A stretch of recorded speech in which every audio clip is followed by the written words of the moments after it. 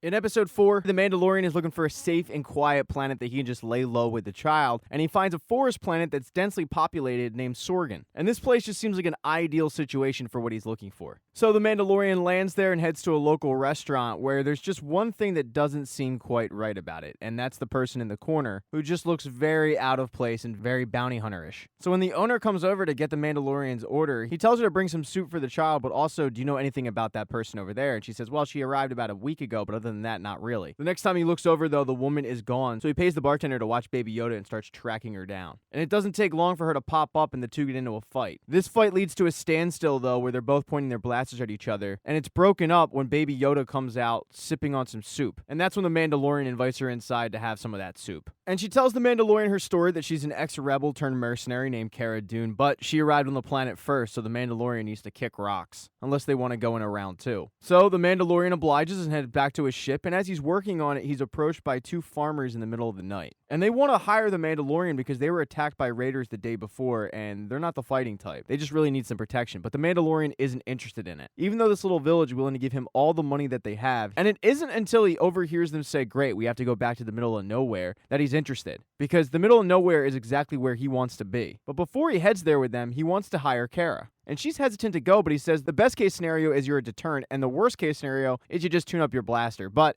we're both looking for a quiet place, and this is it. And upon arrival, the village is thrilled to see them both. And there's one widow in the village in particular who is very happy to see the Mandalorian. She wants to shine his armor, if you know what I mean. She asks him when was the last time he took his armor off in front of people, and as he's looking at the children playing, he says, I was about their age. And that's pretty surprising to her, to which he goes on to explain that when the Mandalorians took him in after his parents were killed, he adopted their custom and their ways. And this is the way. So both the Mandalorian and Cara get settled in, and then they need to go out and scope out the territory. But what they find isn't great news, because there's an Imperial Walker's tracks, and that isn't what they signed up for. So they head back to the village and say, hey, we got some bad news, you guys are going to have to move. But the villagers don't want to do that, because they've lived there all their lives, and their ancestors have lived there all their lives, and they're not leaving. They beg and plead that there's got to be some other way, as Cara tells them, look, I've seen Imperial Walkers take out an entire village. But it becomes obvious to the Mandalorian that no matter what they say, they're going to stay. So the Mandalorian says, well, what if we teach them how to fight? So that's what they do in an awesome training montage. But they also write up a plan that they're going to dig a very, very deep trench and fill it with water to make it just look like a pond. They're going to lure the walker out, and when the walker steps foot in the pond, he's just going to sink down, and they're going to take him out. So the village is all trained, and the night comes to where they're going to lure the walker out, and the Mandalorian and Cara head into the woods to make some noise. And it works. They take out a couple of raiders, and it wakes up the walker. The walker chases them through the woods, but when it gets to the village, it doesn't step foot in the water. It just stays outside of it and starts firing on the village. And at this point, the other raiders have arrived, and a fight breaks out between the villagers and the raiders. And the Mandalorian and Cara are wondering why this thing just stopped, but two, how are we going to goad it into stepping forward? So Cara runs into the water where she can't be seen and is shooting at it, trying to goad it in further and further so that she's in the blasting range. And finally, it works. The walker steps foot in the water, drops like a stone, and keels over. The Mandalorian then jumps on top of it and is able to blow it up. And with the walker down and a lot of their men killed, the rest of the raiders just retreat. And this is a huge victory for the villagers. The Mandalorian and Cara stay in the village for about a week, but the Mandalorian says that word of their attack is going to spread, and it won't be long until more people come looking for both of them,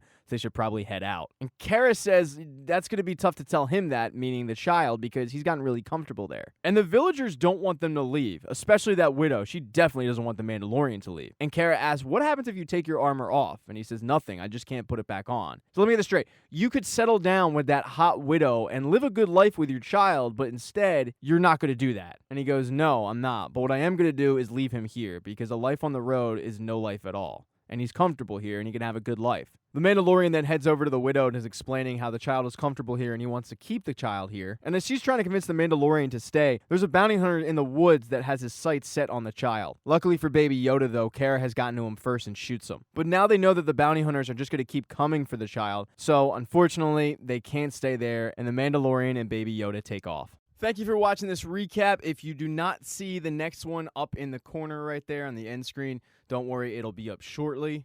Please consider following the channel. That'd be cool. If you liked the video, give it a thumbs up. And if you don't, there's a thumbs down button for a reason.